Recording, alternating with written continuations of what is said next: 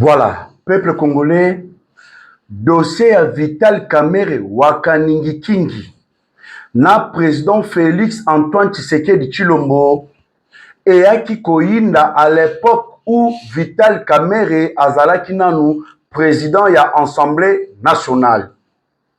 Pendant la période wana, bobandaka komona comment est-ce que Vital Kamerhe abandaka kosala ba va-et-vient en France. Eloko nini Kamerhe abandaka kokende koluka na France, Kamerhe abandaka kokende ko préparer position na ye ya kozala candidat aux élections présidentielles oyo mozali koya. Pendant que abandaki ko coopérer kosolola na Emmanuel Macron, Emmanuel Macron abandaki ko enregistrer. Enregistrement wana Macron ayaki kotindela yango président Félix Antoine Tshisekedi Tshilombo. Bandeko, naza koloba na bino makambo eza ya koyinda. Depuis mokolo wana Kamerhe sala nyonso akutana na président Tshisekedi akomaki koboya. C'est parmi les raisons Kamerhe alukaki na chef de l'État congolais à intervenir na oyo ye Kamerhe abengaki humiliation ya bokwei na ye par l'honorable Crispin Bindoule na perchoir ya Assemblée nationale. Chef de l'État asalaka intervention moko te parce que courant ebandaki koleka lisusu te. Na tango oyo na monoko mozali kolobama makambo motali changement de la constitution. Vital Kamerhe azali contre yango. Lolenge kani Kamerhe a se préparer pour na kobundisa président Tshisekedi na mambi matali changement de la constitution. Kamerhe abanzi alobi non. Elongo bani na ye akende kosangana na ba ami na ye na exil afin de combattre tout changement de la constitution. Bandeko, toyeli bino ba révélation. Na sengi bokoto makambo eza ya koyinda. Tension diplomatique. République démocratique du Congo na France. Au moment où je vous parle, bandeko na ngai, France awanganaki. Ambassadeur ya France en République démocratique du Congo. Tobengi saki epe awanganaki. Balobaki ete bango bazali ni de près ni de loin na mambi matali ba M23 à l'est de la République démocratique du Congo. Babetaki sete ya koloba ete ata soldat na bango moko te aza na kati ya bayi M23 contre la République démocratique du Congo. Au moment où je vous parle, bandeko nanga ba Congolais, bakangi ba mercenaires français. Bandeko, je vous dis makambo eza ya koyinda. Plusieurs mercenaires français bandeko batie bango maboko tokosala analyse yango awa elongo moko na bino. Delice Sanga, un ancien rebelle ya RCD Goma, ba bloqué na aéroport international ya Njili na DGM. Na kati ya koluka ko quitter le pays pour na kokende ko se retrouver na niveau ya Europe. Na Europe aza kokende ko sala nini bandeko réunion moko ebongami na niveau ya Europe donc Delice Sanga abandaki kokende ko participer. Eza réunion ya banani bandeko bokoyeba yango awa. Au moment où na niveau ya justice babengisaki Delice Sanga na kati ya kolandela na mai oyo motali bal oyo alobaki ezwaki ye na lokolo na mokolo ya sitting na bango. Mais Delice Sanga alingi abima sans pour autant que dossier wana ezala traité. Qu'est-ce qui se passe bandeko? Mambu Masobele makambo eza ya koyinda. L'armée congolaise FARDC bauti ko balancer ba image oyo ba filmaki na ba ambulance. Comment est-ce que plusieurs drones babombaki yango na kati ya ba ambulance? Ba drone wana bandeko eutaki wapi? Ah bandeko, je dis bien eutaki wapi? Ezali depuis juin 2023 ba balancer ba preuve wana. Kagame en perte de vitesse, Kagame atali ba sanction oyo États-Unis beti na ye et surtout société rafinaka ba or eza na Rwanda frappé par les sanctions américaines. Kagame se décide de lâcher l'affaire. Emmanuel Macron boya bloqué Kagame alobi koti kate bandeko. Tension eza makasi. Je dis bien tension eza makasi. Enquête oyo bawazalendo badesida ki kolonse pona kokoka koyeba makambo mozali koleka na kati ya FARDC, parce que nous parlons toujours de la trahison ezali ko continuer kosalema na mapinga ya mboka na biso oyo ebiengami FARDC. Bandeko, le commandement, plutôt le commandant de FARDC basé à Luvungi, plaine de la Ruzizi, territoire d'Uvira, doit être arrêté d'urgence. Même son hiérarchie basée dans la ville d'Uvira doit être arrêtée. Bandeko, nini oyo ba découvrir? Bandeko, naza oloba na bino Congo ezaka kanzambi. Prince Kalinda azali chef des opérations de la coalition AFC M23 RDF et lokonini ekomelie bandeko boko zo ba détail nyoso na émission ya mokolo mwalelo. En retour tosengi na bino bozala ebele ya kolaike émission pona ko sécuriser yango ka bandeko na lobi ka na yeli bino nde ba révélation. Bozala vraiment ebele ya kolaike émission pona kozala ezala sécuriser. Soki bolaike yango te bandeko badongololi so ba ko signaler que ba supprimer émission parce que les ennemis de la République balingaka te ba vérité oyo toyaka na yango. Lelo bandeko bokoyeba makambo. Le diaspora congolais de partout dans le monde nzoto libanda ya mboka memolema na kati ya mboka ya Congo oyo ekoma bilei na bino ya tango iso ya koluka koyeba Congo elalaki ndenge nini, Congo elamuki ndenge nini, mambi matali politique ya Congo makambo mozali ko se dérouler lo lengekani. Voilà, bonjour et bonsoir, ezali ko dépendre na ngonga oyo bozeli émission mokolo mwalelo. Vraiment Kolonzambe akoba toujours na kobatela bino, Kolonzambe akoba toujours na kobundela notre pays qui est la République démocratique du Congo. Ngana benga kango eza mboka moko béni. Mboka moko parfois nous-mêmes les Congolais tozozala na miso te ya koyeba richesse o nzamba azwa pesa biso bénédiction parce que le Congo c'est un pays béni. Vraiment non. Nzambe yakumisama ba Congolais tofungola miso car le Congo on doit se réveiller. Voilà. Bandeko bolandi match Léopard touti kubeta. Wissa azoache doublé. Tomoni même na Mayele ache bi moko. Donc 3 buts à 1.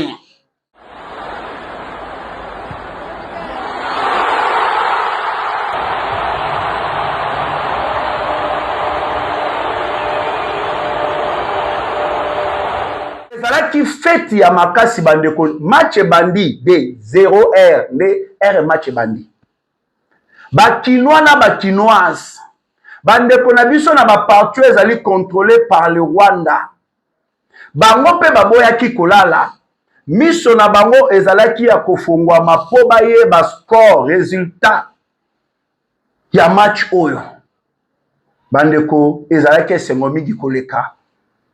To gagner 3 buts à 1. Même le gouverneur de la ville-province de Kinshasa, Daniel Bumba Lubaki, Bisika Zalaki Bandeko, a sauté Bandeko Batobakamwe. Daniel Bumba a sauté. Pour célébrer victoire, il y a Léopard, sourire, Oyo, équipe nationale Nabiso. Et pesi na ba Congolais, et pesi na Bandeko Nabiso, Oyo Bazali na Est. Par partie où ils allaient contrôler par l'armée rwandaise. Bande konabiso ya ville ya Goma. Babimi na balabala peuple congolais pour na ko célébrer victoire. Accueillez tout. Accueillez tout. Accueillez tout. Accueillez tout. Vous voyez, ils sont là-bas.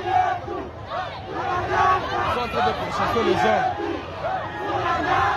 Vous voyez comment est-ce que la population chante Tunataka haki yetu. Nous étions en pleine célébration, nous étions à l'Instigo, mais les M23 commencent à pourchasser la population. Donc ils ne sont pas contents de cette célébration. Ils ne sont pas du tout contents.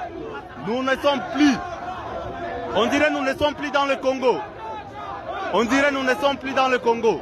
Vous voyez, Ils nous pourchassent. Ils nous pourchassent. Célébrer à Kinshasa. Mais il ne faut jamais oublier que nous sommes tous Congolais. Célébrer à Kinshasa, célébrer ensemble, mais nous sommes tous Congolais. Nous avons qu'un seul sang, c'est le sang congolais. Vous voyez, les gens chantent. Fati Béton, Fati Béton, Fati Béton. Le Congo, on est Congolais aujourd'hui et Congolais pour toujours. La population commence à manifester. On est dans la ville de Goma, en pleine ville de Goma. Il est 3 h du matin, le 28 juillet. Nous chantons tous, nous célébrons tous. Célébrer, mais il ne faut jamais oublier le Kivu. Babimi bandeko na monoko mwa bango bazali koyemba Fati Béton, Fati Béton, Fati Béton. Bandeko na biso ya Goma ba décider ko défier Paul Kagame. Bazoyemba Fati Béton, Fati Béton, Fati Béton.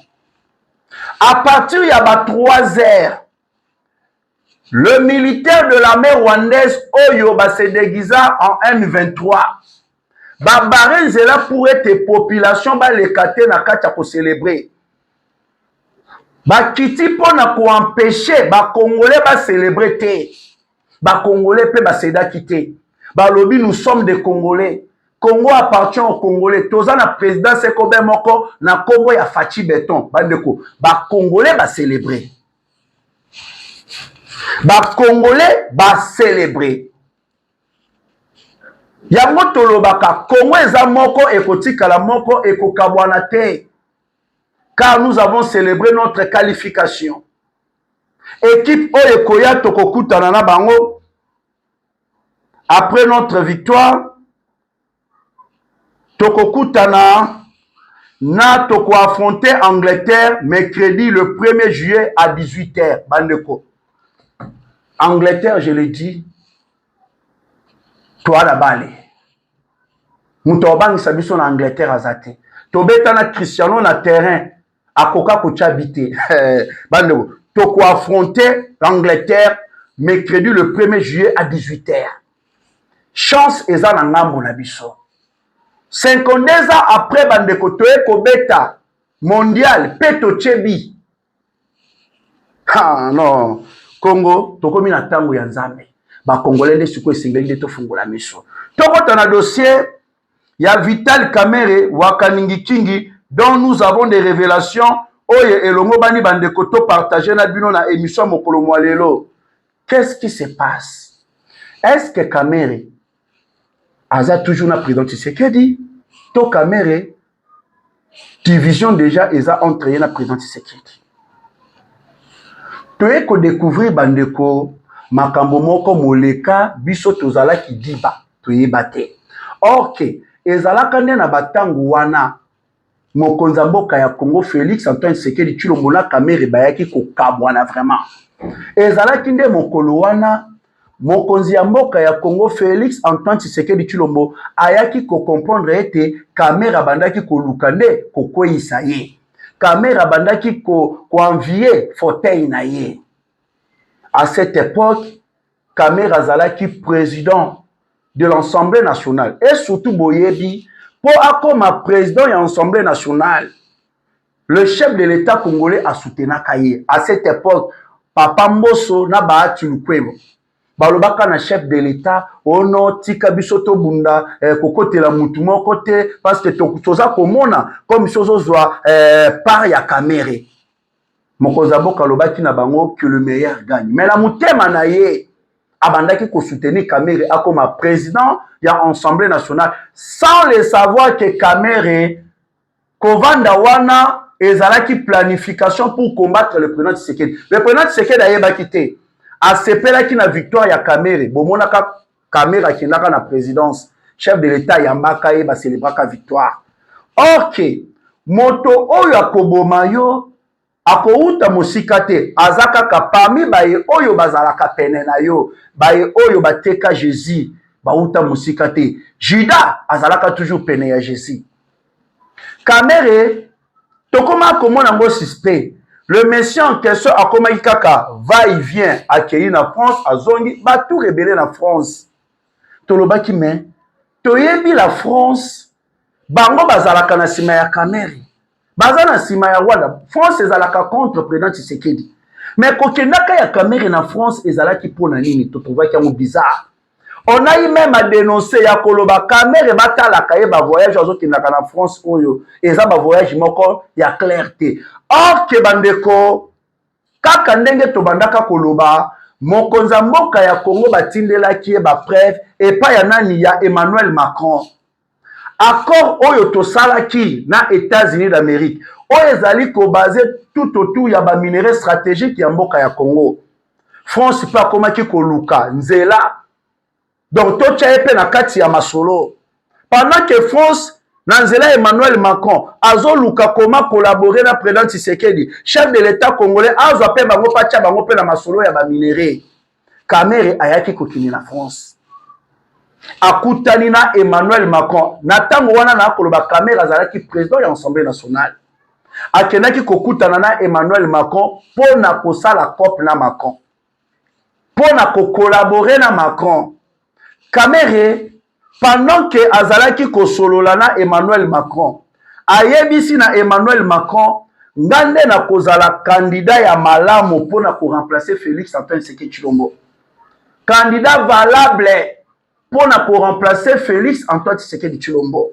Ka Tshisekedi ye wana ami pesi na ye epa ya ba américain. Asali ba accord na ba américain sans pour autant abanza pe bino la France. Alors soki bo soutenir ngai Cameroun na kokata ela ya ba américain na Congo. Na kosala ba accord na bino France po ete bo gagner pe na bankita o ezali na mboka na biso la République démocratique du Congo. Bandeko, pendant que Cameroun akoloba bongo, nzokande bandeko ba politicien. Ba politicien pona intérêt na bango bazalaka prêt ya ko trahir même batu na bango.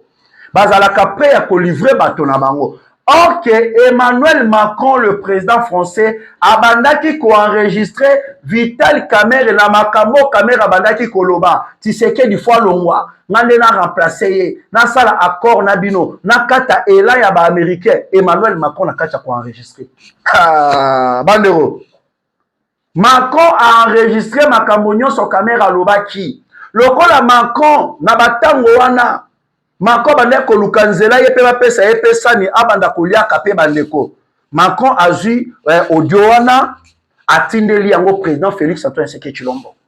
Audio ekomi pa ya chef de l'État congolais. Mokonza mboka kota landa mambi nyonso Cameroun koloba na Macron bandeko facha yoki yango. Makambo nyonso Cameroun lobi na Macron fachi beto yoki yango Macron atindeli ba audio wana. Le président Tshisekedi tango asilisi koyoka yango yepe tourna salinini a transféré yango bandeko epa ya Vital Kamerhe. Kamerhe tango azui akota boye ami yoki bandeko Kamerhe lengi.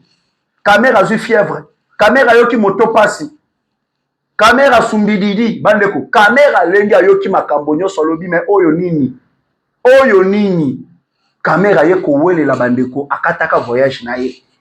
Na bozongi ya Vital Kamerhe. Kamerhe asali lolenge manso pona kokutana na président Tshisekedi sans succès. Kamerhe keboye akotisi demande d'audience. Boyebi na batango wana na lobelaka yango awa. Un président de l'Assemblée nationale azoluka kutana na président Tshisekedi, mais le président de la République azolinga koyamba yete à cette époque. Pona baye oyo banda kolanda na ka N8 télévision. Kamerhe asala nyonso bandeko simbate. Toyebite, est-ce que ezali à cause na yango nde bayaki kobimisa héros dans l'ombre bandeko héros dans l'ombre ngo ezanani Crispin Bindule bon mokonza mboka monaki déjà danger Kamerhe na personne ya Assemblée nationale azobongisa déjà marambo akei koteka ngai po kaka vana na fauteuil na ngai mbala moko Bindule abimi Kamerhe il faut à la présidence de l'Assemblée nationale Kamerhe il faut koya mais gestion Kamerhe ba manquement grave ba makambo ebele bandeko. Kamerhe a sollicitaka l'implication ya chef de l'État. Pour la Kamerhe à cette époque alobi non, ceux qui babi ba ko isaye bongo eza humiliation. Kamerhe avant d'être la chef de l'État kota akota kati. Aluki ndenge nyonso kuta na président Tshisekedi azo yamba ete Kamerhe atala alobi mais Tshisekedi aza ko intervenir te do vedinga na kozala humilier. Bandeko Kamerhe suka na ngoya ko sala nini? Pona kokima humiliation. Vital Kamerhe ayaki ko déposer des missions na ye. En pensant que le président de la République allait intervenir. Mais à mon avis, kino souka président Tshisekedi da kotate Kamerhe alobi au lieu ete azala humilié. Vaut mieux à déposer des missions. Le lenge baloba na lopoto ya français. Dans la vie, il faut apprendre à quitter les choses avant que les choses vous quittent. Kamerhe kima humiliation à démissionner. Après démission, Kamerhe sali nyonso veut dire yena président Tshisekedi bandeko division de ebandaki na tango wana. Aye kolanda mikolo ye koleka conférence de presse. Oh mokonza mboka devant ma journaliste ceci cela. Batuni question ya troisième mandat. Ya lobi soki ba congolais ba sengi nanga. Troisième mandat na kopesa na bango. Mokonza mboka beti dossier motali changement de la constitution. Ebele oyo baza na kati ya union sacrée bandeko ba sepela kité na boyoki ya troisième mandat. Même Jean-Pierre Bemba Gombo bandeko ye pas allé ko envisager comme président na Congo a sepela kité. Ha bado ba Congo ezebele Kamerhe pas sepela kité. Bemba oyo azali na présidium ya union sacrée. Mais ba réunion ya union sacrée na kati ya kosalema absence remarquable ya Jean-Pierre Bemba Gombo ba leader ebele. Baza ko yate na ba réunion ya union sacrée. Parce que position na bango makambo changement de la constitution bandeko balingi yango te po eloko bango ba komona Tshisekedi azolinga zo troisième mandat. Tandis que bango pe baza ko envisager ba banda pe ba ko ba benga ba président. Kamerhe atala lobi ah ngana Tshisekedi yango pe toyoka na raté. Ali ope makambo zo kendele. Constitution oyo eko risquer ezala changer. Et surtout ngai Kamerhe na mi mona ga déjà naza dauphin ya Tshisekedi. Kaka le même Tshisekedi alobaka nini oh non akolinga na sima na ye mwana mwasa remplacer. Le même Tshisekedi aye koloba soki peuple ba sengi troisième mandat roboya te. Donc Tshisekedi constitution eza pour na troisième mandat. Kamerhe alobi non na kotika boyete. Kamerhe bandeko vacances parlementaires tout la musi ya zaza ake wapi ake na France. Bandeko Kamerhe ake na France. Mais boyo kasikoyo na France akosala combien de jours? Akosala combien de mois? Bandeko un député national ake na France pour 145 jours. Ha, bandeko, 145 jours. Batebele ba mituni motuna mais 145 jours ebele bongo Kamerhe na Paris eza pour na nini? Kamerhe alobi non, je vais suivre la situation de mon pays Mosika. Ah! Koti na kati kolandela. Nini eza na kati kobetama? OK. Kamerhe kokene na ye na niveau ya Paris. Ezali pona sangana na ba ami na ye ba oyo bakena na exil ba oyo batanga bango na ba dossier ba M23 bakima ba oyo bandeko boyebi bazana ba poste na makamba ba M23 bango ne ba gérera ba diplomatie ba M23 na niveau ya Europe. Kamerhe akeisko ko rejoindre bango basa la bloc pour combattre le président Tshisekedi. Enfin, il y a pour empêcher le chef de l'État congolais, Félix Antoine Tshisekedi Tshilombo, asimba constitution T. C'est ce que Kamerhe a créé. Atali awa, baza rolandela e. Mouvement ne ya muke balandela, baluka bwe batali, azonga bwe batali, et Kamerhe alobi non. Ce qui n'a tali kaka bwe Tshisekedi a na troisième mandat pour changer constitution. Alors, pour empêcher le troisième mandat, il faut tout bloquer dans le changement de la constitution. Nde Kamerhe na Paris. Mission kendeli kosala yango wana. Ha bando awana lobaka toyaka na ba révélation. Côté sikoyo ya Emmanuel Macron. Macron boyebi ete mambi matali insécurité à l'est, il ne faut jamais l'oublier que Macron azana kati. Oyo azali chef ya force terrestre de l'armée rwandaise. Akendaki kosomba bande kozwa ba mandoki ba drone na France photo na écoute na lobela ki na balansa ka yango. Mais tandis que tu es bien clairement que armée ya Rwanda baza sous sanction ya ba américain. Mais la France parfois ba telemaka nous demandons au Rwanda de retirer ses troupes à l'est de la République démocratique du Congo. Mais à Katimini, France basali coopération militaire na même Rwanda oyo baza na sanction ya ba américain. Et là, on a les États-Unis d'Amérique et tali. Dans France, bazo défier biso. Ah, boyende. Kolonga siko ya force, ya chef, ya force terrestre et armée à Rwanda. Bandeko, babilo pekendaki. Sobolo banana ba drone wana, ba mandoki ya kilo sophistiqué nyoso wana. Rwanda bazwele ya monini. Est-ce que Rwanda za na bitumba? So ba biloko wana bazwela yango nini? N'est-ce pas c'est pour kosalela yango na Congo? Ko utiliser ngo pona kobundisa Congo. États-Unis tango ezo etali lobi maintenant bon OK. Loko la France azokende boye to frapper sikoyo bisika o esala kapasi makasi. Bandeko bisika o esala kapasi makasi yango bandeko eza bisika kani. Ezali si ces sociétés oyo erafinaka ba or oyo ebimaka na bazone oyo eza na contrôle ya ba M23. Donc veut dire mutema ya Rwanda parce qu'il y a plusieurs sociétés bafrappa déjà par les Américains. Bafrappa déjà par les Américains. So batali siko place espoir ya Kagame Vanda. Courage pe force ya Kagame Vanda. Bafrappe yango. Kagame atala mais alobi mais non ça la ligne. Mais Macron tu m'avais dit que vous allez me protéger. Vous Macron le baki que boko sala ete que tous vraiment la faillite mais à lire où vont les choses donc la zone monde ndeti ngana kokufa même population nga bako baluka bako bloquer ngai na kosuka ndenge même na ba militaire nga bako balusela nga mandoki. Kagame alobi donc à lire où vont les choses donc ngana décider na tika nga bituma na Congo. Là c'est Paul Kagame. Alobi na décidé na tika na ngani ni bitumba na Congo. Emmanuel Macron alobi na Paul Kagame a continué toujours. Macron pekisa alobi soko zotiki même na biso François toko ma contre yo. Donc veut dire toza na ba preuve makambo toko bimisa poto dingisa yo. Kagame talobi mais la kosala ndenge nini nga makambo. Macron alobi continuer toujours kosala bitumba na est ya Congo. Parce que eza na nzela na yango nde biso tozo ba matière. Congo sali accord na ba américain soki yozo tiki toko mona ta ba matière ata so nango toko mona te continuer. Donc veut dire Kagame boza ko mona bandeko azoye baté quoi faire.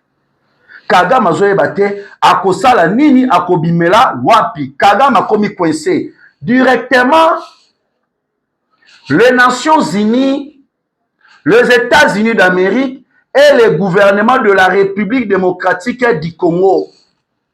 Basangisi ba preuve nyonso oyo etalisi ba tuerie ya Kagame na est de la République démocratique du Congo. Ba crime Kagame asali na Congo bandeko basangisi yango pona ko déposer yango wapi na CPI. Bazi ko banda bokoti ya AFDEL ya Laurent Désiré Kabila oyo kumba liwa il y a 2 millions de morts bato Kagame aboma 2 millions de morts. Baye kozo ya RCD Delis c'est ça ngazalaka na kati ba bloquer na DGM pour lobela yango pour quitter le pays te. Bano RCD Wanda bazui ba boma 6 millions de morts. Toye koya na CNDP Wanda ba boma 3 millions de morts. Bandeko toye koya lelo M23 ba RDF ba Turaneo ba AFC ba bomi 7 millions de morts. Baliwa nyonso ya ba innocent na ba innocent wana le Rwanda va payer. Kagame akofuta ba preuve nyonso bazu basangisi.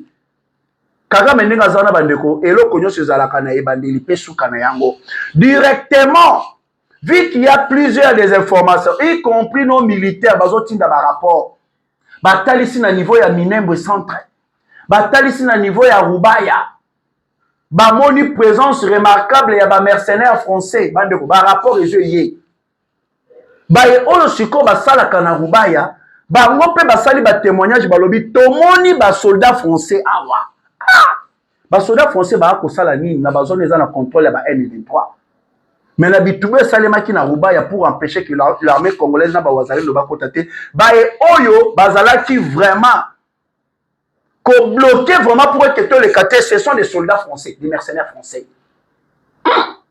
Par rapport à Totouni na Emmanuel Macron, il y a des informations, il y a des mercenaires français, na kataba M23 pour la Kobundisa biso, Macron lobby c'est carrément impossible. Il n'y a pas de mercenaires français à l'est de la République démocratique du Congo. Ce sont des simples rumeurs. Macron lobby, ce sont des simples rumeurs. Ce sont des simples rumeurs. Bon, ça va. Il y a de preuves. Madame Thérèse Kaikomba Wagner a bien ici ambassadeur de la France en République démocratique du Congo. Il y a qu'à copier ça, on a vu cette explication.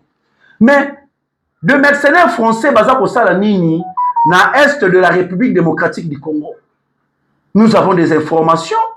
Comment est-ce qu'il y a des mercenaires français elongo na ba Rwandais ko akobungisa biso. L'ambassadeur ya France a lobby non, ce sont de fausses informations. Awangani.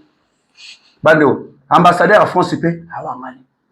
Biso pe tout à bon ça va. Lokola bolobi ke boza basoda na bino bazate. OK, ça va. Total makamde ke zokende. Na tango naza koloba na bino bandeko. Na lobby. Na tango na koloba na bino. Na niveau ya Minembwe et dans d'autres zones occupées par le M23 par AFC. Les soldats français sont capturés comme de rats par nos forces loyalistes. À Minembwe, 12 soldats français ont été capturés en plein affrontement et 5 soldats français ont été capturés à Rubaya. C'est-à-dire la France est permanente dans cette guerre. L'ambassadeur de la France en République démocratique du Congo doit nous expliquer comment et pourquoi les soldats de son pays combattent aux côtés de M23. Il doit faire au plus vite possible avant qu'il ne soit trop tard. France a wanganaki, ambassadeur na bango pa wanganaki, mais to uti kokanga na Minembwe to kangi 12 soldats français to capturer bango na ba affrontement bandai ko sale makuna 5 soldats français to capturer bango na niveau ya Rubaya. Oh ezali ba preuve à l'appui. France a ko wangana les choses wapi nous avons capturé. Nous avons capturé. Ah, je l'ai dit bandeko, makambo Congo tango eza ya Nzambe. Bandeko, tango je le dis bien, eza ya Nzambe, tango eza ya Nzambe. Ba réunion siko ebandi kokota. Ya ba M23, ba komi koluka siko eloko ni ba koki kosala sur le plan numérique ya média. Ba caméra na biso zo braqué to moni gouverneur. Ya ba M23 na Sud Kivu. Auti ko traverser pour Goma. Bateau oyo a utilisé eza bateau Emmanuel 3. Akei bandeko, akei pona kokota na réunion. Oui, bandeko réunion. Akei pona kosala na réunion na ba service de la communication du M23. Laurence Kanyuka na niveau Yakoma. Tomeki kolandela selon nos caméras bandeko, bazali ko préparer un théâtre de la sortie de Bukavu qui sera médiatisé dans le but de diminuer les tensions. Voilà, c'est ça. Tout ça, on l'a dit là-bas, à réunion. Oh, ce que est allé délice, c'est ça, ma bande de gobo, parce que le problème côté délice, c'est ça, c'est quoi? Le monsieur en question, Azalaki convoqué à comparaître devant la cour de cassation afin d'aider la justice à mener des enquêtes sur la balle réelle qu'il aurait reçue au niveau de ses organes génitaux. Bah, vous avez dit c'est ça, non? Besoin qui balit. Mais il faut y avoir livrer du soba information et qu'on permette à la justice et qu'on kakoye babali wane utaki wa pepe salema kindegeni ni pona et zoyo bisikawana. Mais l'opposant de l'I Sanga a planifié ya kosala nini ya kobimana ye libanda ya mboka otika makambo motali justice. Bato baza ba théâtre bande baza ba comédien. Ba théâtre les bazu basalaki. Ils n'ont pas de preuves. Ce sont des choses purement montées par Bangomoko. Delis c'est ça na yowana abomami abimaki na niveau ya Europe. Bandeo. Abomami ki na niveau ya Europe. La direction générale de migration DGM aurait retenu mokolo ya dimanche passeport ya Delis Sanga. Baboye te Delis Sanga a quitté mboka ya Congo bandeko na aéroport international ya Njili. Ba bloqué Delis Sanga balobi okoki ko bimana Congo te pour le moment zalana nowa ba enquête za na kata ko salema. Or que nos services bazwaki déjà ba information Delis Sanga azokene na Europe ko sala nini eza na réunion moko bandeko eza ko salema na Europe réunion ya Sauvons le Congo ya Joseph Kabila. Ba ko sala réunion na niveau ya Europe donc Delis Sanga bandaki ko kende pe ko participer na réunion wana. Or que nous avons déjà ces informations ya réunion ya Sauvons le Congo ya Joseph Kabila na information oyo esengeli tato ala kisabiso ba preuve ya ba makambo ya balo ya zwaki bandeko achelaki makelele. Je l'ai dit, hein, nous avons les M23. Dans ma ya CPI, ya RCD, Boma Batebele. Délice Sanga, rappelez-vous, il fit rebelle, il y a RCD Goma. Ce sont des gens au Bamiye Baka, des gens de Bazabongo Bakokangama. Délice Sanga va bloquer passeport, interdit de quitter le pays. Délice Sanga, interdit de quitter le pays. Voilà. De l'autre côté, Bandeko, Boyo Kadosi Oyo. Boyebi Bitumba Oyo, ba préparer qui ont déjà bandakala. Ba planifier qui ont déjà bandakala. Na Minembwe, le Rwanda ba bomba ki ba drone na ba ambulance. Bon, ba drone. Rwanda ba bomba ki na kati ba ambulance. Avec de preuves, il y a FARDC. Or que l'armée congolaise FARDC ba filmaka yango c'était en 2023 na mois de juin. Ndenge na kati ya ba ambulance baza ko décharger bazo ki ba drone. Bandeko. Nalobi makambuza ya kokama. Avec de preuves, le FARDC vient de filmer les ambulances offertes par Maoro Pitch. L'ambulance soit une organisation à Maoro Pitch aux États-Unis d'Amérique. Baronde Basali Saka marche contre le président Tshisekedi, contre le FARDC. Bami Benga Kaete ke baza ba Congolais, or que tous c'était des tout Rwandais. So na ambulance bango bazu ba pesaka o batindaka na niveau ya Minembwe pona ba o babenga le Banyamulenge bablo mo ya bongo or que la kati ba ambulance wana ezalaki nde na ba drone pona ba M23 pona ba Turaneo. L'armée congolaise est filmée qui yango malamo ndenge bande ko ba drone wana bazokotisa ceci cela. Donc cela démontre que guerre oyo bandeko ezalaki préparé malamo yango ba pesa ki déjà ba ambulance wana na juin 2023. Na ba biloko pona ko bundisa biso. Nous avons balancé des images de preuve dont l'armée congolaise avait bel et bien filmé. Vraiment, non. Fachi, le président Tshisekedi a Zumboko Musika. Pardon. Le chef de l'État congolais a Zumboko Musika. Le M23 Bandeko, Bar AFC, Baro du jour au jour, Bazali ko enregistrer toujours Bibembe. Bandeko, j'ai dit bien. Du jour au jour, Bazaka Kanakati a enregistré Bibembe. Prince Kalinda, Azali, chef des opérations de la coalition AFC bar M23 bar RDF. Touti Kobomaye na niveau ya Kasenyi en territoire de Massissi dans les chefferies de Baoundé. En cours des intenses combats, Oyo et Salemaki Mokoloya vendredi le 27 6e mois 2026, le Wazalendo contre Bango. Bandeko, Azui Bal, Kao. Bandeko, Bahakolela ye. Na minute on a kolobana bino bandeko, Bazana Kacha kolela ye, Azui Bal akeye. Voilà. Concernant trahison, Oyezali Koleka, Nakati, ya FARDC. Le commandant de FARDC basé à Luvungi, plaine de la Ruzizi, territoire d'Ouvira, doit être arrêté d'urgence. Même son hiérarchie basée dans la ville d'Ouvira doit être arrêtée. Après plusieurs alertes de la population locale à Luvungi, l'opération de l'autodéfense Maï Maï avait décidé d'utiliser son service de renseignement pour découvrir ce qui se passe. C'est par là, Bandeko, voici alors ce qui se passe à Luvungi. Le mixage a déjà commencé sans accord officiel. Bandeko. Mokozambo Kalobaki, mixage et brassage et kosale maté tant que Arosala président Namboka Oya Congo. Zokande, mixage de Jésus Bandi sans accord officiel. Et ça la kacha kosalema. La coalition M23 bar RDF bar AFC envoie chaque fois 5 militaires rwandais vêtus au tennis et masque militaire Yaba Ibu, il passe du côté Kanganiro, à province de Katogota.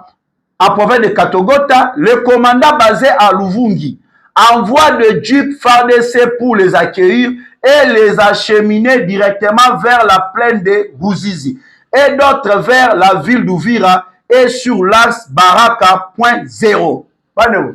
Oyoki. Donc, l'opération de l'autodéfense va utiliser qui va servir son renseignement na bango pour ba kokakoye ba nini eza kolekana kati ya FARDC. Or que bandeko mixage déjà eza kosalema sans accord officiel.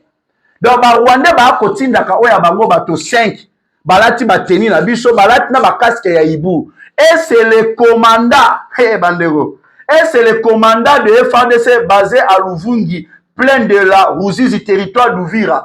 Nde mutazo tinda kabaji et kendaka kozwa kabango ramener bango ezwi bango ekota na bango ezwi bango ekota na bango. Bandeko ki ko imaginer. La coalition M23 AFC, je répète, envoie chaque fois 5 militaires rwandais vêtus au tennis et masques militaires de Zibou. Ils passent du côté Kanganiro en province de Katogota. Le commandant basé à Luvungi envoie des jeeps FARDC pour les accueillir et les acheminer directement vers la plaine de Ruzizi et d'autres vers la ville d'Uvira et sur l'as Baraka.0 Mikenge Kalingi Minembwe. Pour ces dossiers, le commandant région basé à Uvira doit être le premier suspect, car je suis sûr que ce commandant basé à Luvungi ne peut pas faire lui-même ses activités. Ne peut pas faire lui-même ses activités. Lors des chasses au Wazalendo dans la plaine de Ruzizi, j'avais alerté qu'il y a un agenda caché derrière ces manœuvres. Voilà aujourd'hui, bandeko, mixage nakata kosalema sans accord officiel.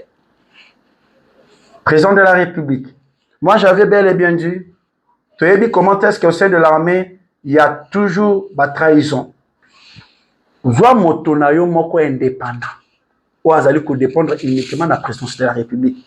Après ça, il y a un rapport ya bitumba.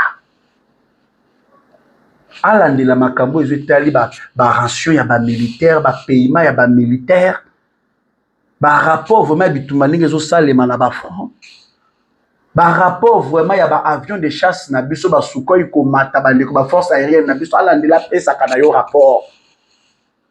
Car ba oyo baza ko bundisa biso baza pe même na kati na biso. Botano mixage au déjà za ko salema sans accord officiel. Incroyable. Je pense bien que les Congolais, oyo vraiment tozalaki na yango ya kosola na bino ya koanalyser na bino na émission mokolo malelo na sengi vraiment bozala ebele kaka ndenge na sengaki na ebandeli ya émission bo like bo commenter bo partager pour na lelo. Je pense bien tout ce qui awa tout le monde na mikolo oyo mozali koya. Que le bon Dieu vous bénisse, que le bon Dieu bénisse la République démocratique du Congo. Appel normal per WhatsApp plus 243 89 60 77 556 plus 243 89 60 77 556. Tout le monde à la prochaine. Bye.